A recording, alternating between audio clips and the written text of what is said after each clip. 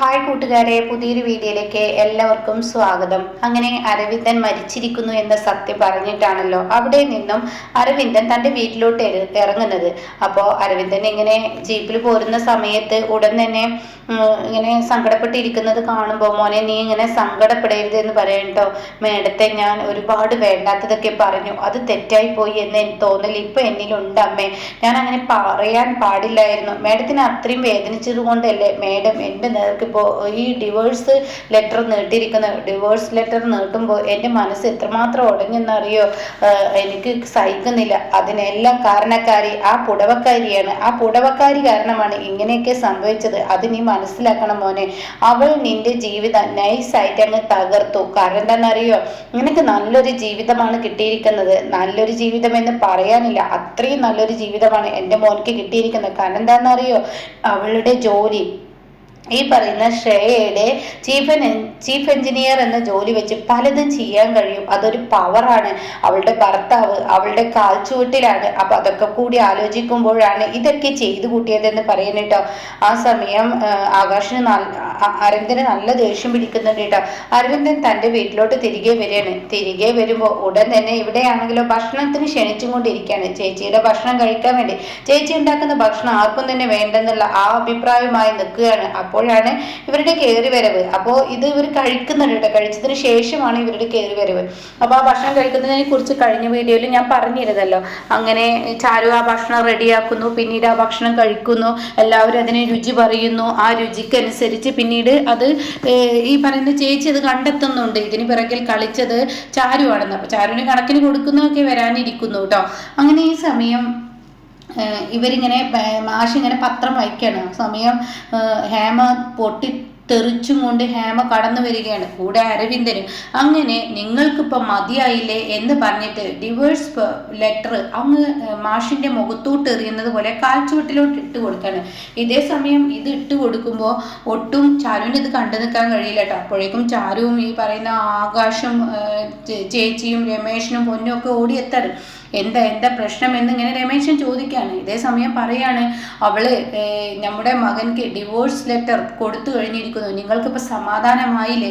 തുടക്കം മുതലേ നിങ്ങൾക്ക് ഈ വിവാഹത്തിനോട് യാതൊരു യോജിപ്പും ഉണ്ടായിരുന്നില്ല.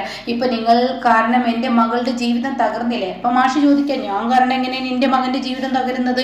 അവൾക്ക് വേണ്ടെന്ന് തോന്നി നിന്റെ മകനെ ഇട്ടേച്ചു പോയി, അതിനെന്താ ഇത്ര കുറ്റം പറയാനുള്ളത്? അല്ലെങ്കിൽ ആ മൂദേവിയെ പോലെയുള്ള ഒരു പെണ്ണ് ഈ തറവാട്ടിൽ ഇല്ലായിരിക്കും നല്ലത്. അപ്പോൾ അത് കേൾക്കുന്ന അരവിന്ദൻ പറയാണ്, അതെ, എനിക്ക് നല്ലൊരു ബന്ധം ഉണ്ടാവുന്നതിൽ നിങ്ങൾക്ക് കണ്ണുകടിയാണ് ഈ നിൽക്ക്. അപ്പോഴേക്കും ഹേമ പറയണേ, ഈ നിൽക്കുന്ന നിങ്ങളുടെ പെങ്ങളുടെ മകളെ പോലെയല്ല ഇവന് കിട്ടിയ ബന്ധം. അത് നിങ്ങൾ മനസ്സിലാക്കുന്നത് നല്ലതാണ്. നിങ്ങളുടെ പെങ്ങളുടെ മകളെ പോലെയല്ല എൻ്റെ ഈ നിൽക്കുന്ന അരവിന്ദൻ കല്യാണം കഴിച്ച ശ്രേയമോള്. എൻ്റെ പൊന്നു കണ്ടില്ലേ? എന്തൊരു നല്ല ജീവിതമാണ് എൻ്റെ പൊന്നുനെ പോലെ ഒരു മരുമകളെ കിട്ടാൻ. ത്യാഗം ചെയ്യണം. അത്രയും വലിയ ത്യാഗം ചെയ്തത് കൊണ്ടാണ് എൻ്റെ മകന് ഇത് കിട്ടിയത് എന്നൊക്കെ പറയുമ്പോൾ അരവിന്ദൻ പറയാണ്, നിങ്ങൾ എൻ്റെ ജീവിതം തകർത്തില്ലേ? നിങ്ങൾക്ക് തുടക്കം മുതലേ എൻ്റെ ജീവിതം തകർക്കലായിരുന്നല്ലോ നിങ്ങളുടെ ലക്ഷ്യം. അതിപ്പോൾ നിങ്ങൾക്ക് സമാധാനമായില്ലേ? എന്നെ വിട്ടേച്ച് പോയില്ലേ എന്നൊക്കെ പറഞ്ഞാൽ ആ സംസാരം തുടരുമ്പോൾ ഉടൻ തന്നെ ഇത് കണ്ടു നിൽക്കാൻ ചാരുവിന് കഴിയില്ല കേട്ടോ. അപ്പോഴേക്കും ചാരു പറയണേ, അരവിന്ദേട്ടാ ഇങ്ങനെയൊന്നും പറയല്ലേ. സ്വന്തം അച്ഛൻ്റെ മുഖത്ത് നോക്കിയിട്ട് സ്വന്തം മകൻ്റെ ജീവിതം തകർത്തത് അച്ഛനാണെന്ന് പറഞ്ഞു കഴിഞ്ഞാൽ അത് താങ്ങാൻ എൻ്റെ ബാലമാമക്ക് കഴിയില്ല. അത് മനസ്സിലാക്കണം എന്ന് പറയുമ്പോൾ ഇയാൾക്ക് കഴിയാകെ. അപ്പോഴേക്കും ബാലമാമ പറയാണ്, എന്താ ചാരുമോളെ നീ പറയുന്നത്? ഇവന്റെ വിവാഹ ജീവിതം തകർന്നതിൽ ഏറ്റവും കൂടുതൽ സന്തോഷിക്കുന്നത് ഞാനാണെന്ന് പറഞ്ഞിട്ട് അങ്ങ് കൈയടിച്ച് ചിരിക്കുകയാണ് കേട്ടോ. എനിക്ക് ഏറ്റവും കൂടുതൽ സന്തോഷമാണ് ഇവന്റെ വിവാഹ ജീവിതം തകർത്തത്. കാരണം എൻ്റെ കുടുംബം തകർക്കാനും എൻ്റെ മകന്റെ ജീവിതം തകർക്കാനും വന്ന മൂദേവിയാണ്. അവൾ ഒരു പൊന്നല്ല, പൊന്നേ തങ്കേ മുത്തേ സ്വത്തേ കരളേ എന്നൊക്കെ വിളിച്ച് പാലും തേനും ഒക്കെ കൊടുത്ത് ഊട്ടിയിട്ട് ഇപ്പോൾ സ്വന്തം മകന്റെ വായിൽ നിന്ന് രണ്ട് വാക്കങ്ങ് പറഞ്ഞപ്പോഴേക്കും അവൾക്ക് പിടിച്ചില്ല. അവളങ്ങ് ഇട്ടേച്ച് പോയി നിന്റെ മകനെ. അത് നീ ഓർക്കുന്നത് നല്ലതാണ്. അതെ, നിന്റെ മകനെ ഇട്ടേച്ച് പോകുമ്പോൾ നീ ഒരു കാര്യം ചിന്തിക്കണമായിരുന്നു. നിന്റെ മകനെ ഇട്ടേച്ച് അവൾ ഒരിക്കലും പാടില്ല. ഞാൻ എൻ്റെ പെങ്ങളുടെ മകളെ കൊണ്ടുവന്നിട്ടുണ്ടെങ്കിലും ഇവിടെ ആകാശ് പല തെറ്റുകുറ്റങ്ങളും ചാരുമോളോട് കാണിച്ചിട്ടും എന്നെ ഓർത്ത് എൻ്റെ ചാരുമോൾ ഇവിടെ പിടിച്ചു നിന്ന്. എന്നാൽ നീ വിളിച്ച പൊന്നേ സ്വത്തേ കരളേ എന്നുള്ള വിളിക്ക് അവള് നിനക്ക് ഉത്തരം ഇങ്ങനെയല്ലേ തന്നത്? അതാടി അവളാടി പെണ്ണ്. അവളെ പോലെ ഒരു മൂദേവിയെ കൊണ്ടുവരണമെന്ന് നീ 2-3 വട്ടം ഒന്ന് ആലോചിക്കടി എന്നൊക്കെ പറയുമ്പോൾ ഉടൻ തന്നെ ചാരു പറയണേ, ബാലമാമേ ഒന്നും മിണ്ടാതിരിക്കെ, നീ ഒന്നും മിണ്ടാതിരുന്ന ചാരുമോളെ, ഇക്കാര്യത്തിലൊന്നും നീ ഇടപെടണ്ട എന്ന് പറഞ്ഞിട്ട് ബാലമാമ അങ്ങ് ചിരിക്കാണ് കേട്ടോ. ഇത്രയും നല്ല സന്തോഷം എൻ്റെ ജീവിതത്തിൽ എനിക്ക് കിട്ടാനില്ല. ഈ മൂദേവി എങ്ങനെ ഒഴിപ്പിക്കുമെന്ന് ഞാൻ ചിന്തിച്ചിരിക്കുന്ന സമയത്താണ് അവളായിട്ട് ഒഴിഞ്ഞുപോയി. എൻ്റെ പൊന്നു അരവിന്ദ, നിന്റെ ജീവിതം ഇനി പച്ച പിടിക്കും, അത് ഞാൻ ഉറപ്പ് പറയുന്നു. നിനക്ക് വേണമെങ്കിൽ നല്ലൊരു ബന്ധം തന്നെ ഞാൻ ഉണ്ടാക്കിത്തരാം. അവൾ ഈ പേപ്പർ നിന്റെ കയ്യിലോട്ട് വെച്ച് തന്നെങ്കിൽ, നീ ആണാണെങ്കിൽ, നീ ചുണക്കുട്ടനാണെങ്കിൽ നീ അതിലൊപ്പിട്ട് അവളുടെ മുഖത്ത് എറിഞ്ഞിട്ട് വാടാ, അതാണ് നീ ചെയ്യേണ്ടതെന്ന് പറയണ കേട്ടോ. ഈ സമയം ഈ വാക്കുകൾ കേൾക്കുമ്പോൾ അരവിന്ദനെ കേട്ട് നിൽക്കാൻ കഴിയില്ല.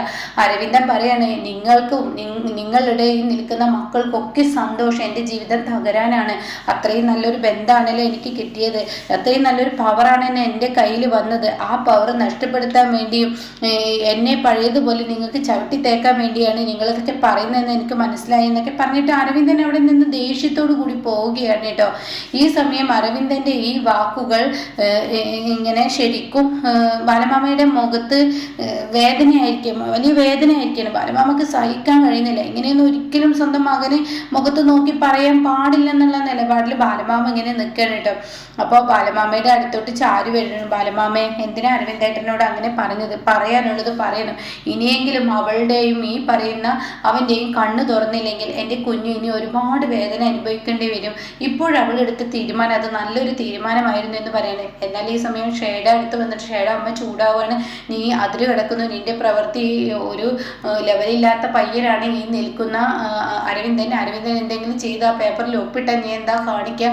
ഇല്ല അമ്മ, ഒരിക്കലും അവനത് ഒപ്പിടില്ല. അവന് എൻ്റെ ജോലിയെ ഓർത്ത് അവൻ എൻ്റെ കൂടെ തന്നെ നിൽക്കും. അവനെ കൊണ്ട് ഞാൻ ഇങ്ങനെയൊക്കെ ചെയ്യിപ്പിക്കുന്നത്, അവനെ തിരിച്ചു വിട്ടതും എന്തിനാന്ന് പറയട്ടെ, അവനാണ് എൻ്റെ ജീവിതം തകർത്തത്. എൻ്റെ ജീവിതം തകർത്തവൻ അവനാണ് ആ കുടുംബത്തിൽ ഏറ്റവും വലിയ ശിക്ഷ കൊടുക്കേണ്ടത്. കാരണം ഈ പറയുന്ന ചാരുവിനെ അവൻ കല്യാണം കഴിക്കുകയായിരുന്നെങ്കിൽ എൻ്റെ ആകാശ് എന്നെ വിട്ടു പോയിരുന്നില്ല. ആകാശ് ചാരുവിനെ കല്യാണം കഴിക്കാനുള്ള കാരണക്കാരൻ ഈ അരവിന്ദനാണ്. അപ്പൊ അതുകൊണ്ട് അവൻ എൻ്റെ കാൽ കീഴിൽ എൻ്റെ ചെരുപ്പ് നക്കി നായെ പോലെ ജീവിക്കുന്നത് കാണാനാണ് ഞാൻ ആഗ്രഹിക്കുന്നത്. അങ്ങനെ ഒരു ജീവിതം ഞാൻ അവനിൽ ഉണ്ടാക്കും, അത് ഉറപ്പുള്ള കാര്യമാണ്. ഞാൻ ഒരിക്കലും അവനെ വിടത്തില്ല. ഞാൻ അങ്ങനെ അവനെ വിട്ട് കളയില്ല. ഒരു തവണയും 2 തവണയൊന്നുമല്ല. അവൻ എൻ്റെ കാൽക്കീഴിൽ ഇനി വരാൻ പോകുന്നത്. എന്നെ കിട്ടാൻ ഞാൻ ഭ്രാന്ത് പിടിച്ച് നായ്ക്കളെ പോലെ 4 പുറം ഓടുന്നത് ഞാൻ അമ്മക്ക് മുന്നിൽ കാണിച്ചു തരാം എന്നൊക്കെ പറയുമ്പോൾ, മോളെ നിന്റെ കണക്ക് കൂട്ടലുകൾ എപ്പോഴും ശരിയായിരിക്കണം. ചില സമയത്ത് കണക്ക് കൂട്ടലുകൾ പിഴച്ചാൽ എൻ്റെ കുഞ്ഞിൻ്റെ ജീവിതം തകരും. അത് നീ ഓർക്കുന്നത് നല്ലതാണ്. ഇല്ല അമ്മ, ഒരിക്കലും തകരില്ല. പൊന്നെ എന്ന് വിളിക്കുന്ന ആ സ്ത്രീക്കും അതുപോലെ തന്നെ ആ മകനും ശിക്ഷ കിട്ടേണ്ട സമയത്ത് തന്നെ ശിക്ഷ കൊടുക്കണം. ഇല്ലെങ്കിൽ അവർ ഇനിയും ഇതുപോലെയുള്ള തന്ത്രങ്ങളുമായി എൻ്റെ മുന്നിലോട്ട് വരും. ഇനി ഒരിക്കലും നടക്കത്തില്ല. അതുപോലെ തന്നെ ഈ പറയുന്ന ആകാശും ചാരുവും എനിക്കും എൻ്റെ ഇടയിൽ കളിക്കുന്ന, അതായത് അരവിന്ദനോട് യാതൊരുവിധ സ്നേഹവും എനിക്കില്ലെന്ന് അവർ തെളിയിക്കാനും നോക്കരുത്. അപ്പോൾ അവർക്കും കൂടിയുള്ള ശിക്ഷയാണിത്. അത് ഇവരിലൂടെ കിട്ടിക്കോളും. അവനാണെങ്കിലും നായയെ പോലെ ഇങ്ങനെ അലഞ്ഞു തിരിഞ്ഞ് നടക്കുന്നത് കാണാനാണ് എനിക്കിഷ്ടം എന്നൊക്കെയാണ് ഷേ പറയുന്നുണ്ട് കേട്ടോ. അപ്പോൾ ഈ പറഞ്ഞതുപോലെ തന്നെ നടക്കുന്നത് ആദ്യം ഹേമ അതുപോലെ തന്നെ ഈ പറയുന്ന അരവിന്ദനുമാണ് ശിക്ഷ കൊടുക്കുന്നത് കേട്ടോ.